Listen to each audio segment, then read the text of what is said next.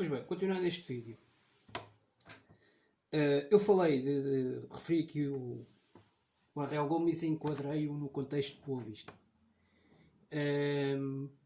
Porque eu penso que realmente tem sido praticamente dos poucos que têm remado contra uma maré de uma certa monotonia, de uma certa falta de qualidade, sobretudo coletiva de jogo, que se vê nesta equipa de Boa Vista, a meu ver. Porque implicou, em relação ao seu projeto desportivo,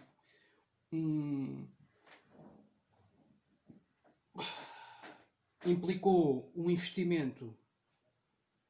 este verão mais significativo, quer a pensar exatamente num upgrade, portanto, dos objetivos desportivos e do que o Boa Vista iria fazer de melhor em relação às últimas épocas, do ponto de vista da competitividade no campeonato, e sobretudo aqui falando objetivamente de percentagem de vitórias, uma percentagem de vitórias mais significativa, superior. E foi um bocadinho a pensar nisso que provavelmente se fez um investimento. Só que isto no investimento não foi feito se calhar com o melhor critério possível, porque temos exemplos também nesta liga de equipas que não fizeram um investimento financeiro tão significativo, tão alto, não fizeram, digamos, o chamado all-in desportivo, não fizeram o chamado all-in financeiro ao nível dos reforços, e no entanto conseguiram, com critério, sem gastar tanto dinheiro como outros clubes, formar plantéis equilibrados e com qualidade, e com jogadores que se têm destacado, como temos visto neste campeonato.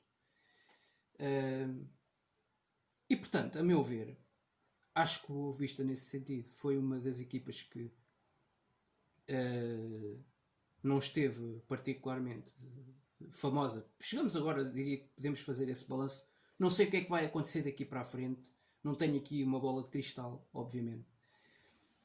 Mas em relação àquilo que foi o investimento feito, em relação àquilo que está a ser o retorno desportivo, efetivamente está tudo mal, porque o Boa Vista, sem este investimento financeiro, não é? Sem este investimento financeiro nos recursos, no plantel, nas infraestruturas, nas condições, que não teve nada disto nos últimos, 10 anos. E a equipa, o ano passado, fazendo uma comparação, não tendo estes gastos com pessoal, a equipa teve, no entanto, tinha nesta altura uma melhor classificação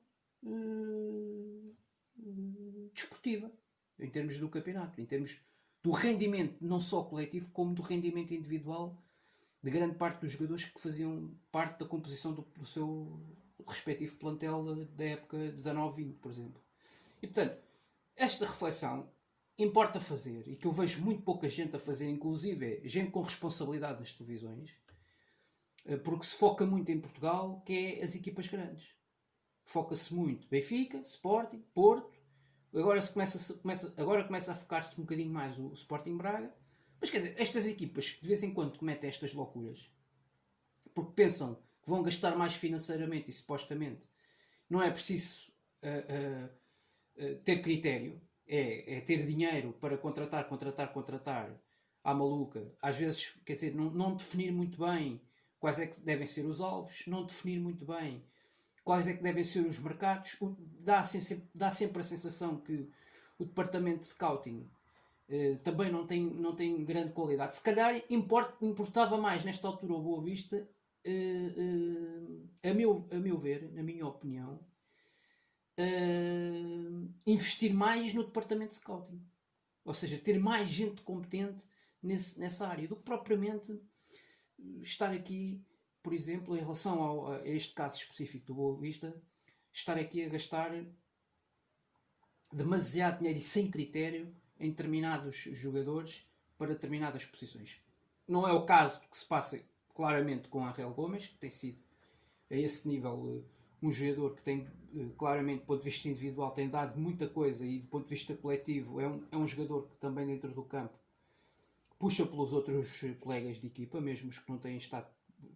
muito abaixo do ponto de vista individual. Mas, por exemplo, temos no lado oposto uma equipa que, por esta altura, treinada pelo Pepa, que já desde a época passada, lá está uma equipa, um clube que é organizado, que é bem estruturado, que não oscila muito, que não despede treinadores à maluca, e todos os meses praticamente despede treinadores. Não é o caso que se passa, por exemplo, com esta equipa do Passos de Ferreira. É um clube que é conhecido no futebol português por pagar, precisamente,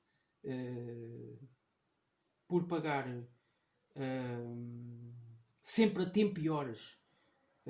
aos seus profissionais, aos seus atletas, todo o staff, portanto, toda a entourage desportiva. Eu acho que isso é algo que se deve ser assinalado, não é? De um clube que está há vários anos a competir ao mais alto nível na nossa primeira liga de futebol, que é um clube ao qual muitas vezes não se dá o devido valor, mas que trabalha muito bem em todas as áreas desportivas, a meu ver. Não vamos olhar tanto para a questão das modalidades no seu conceito amplo, global,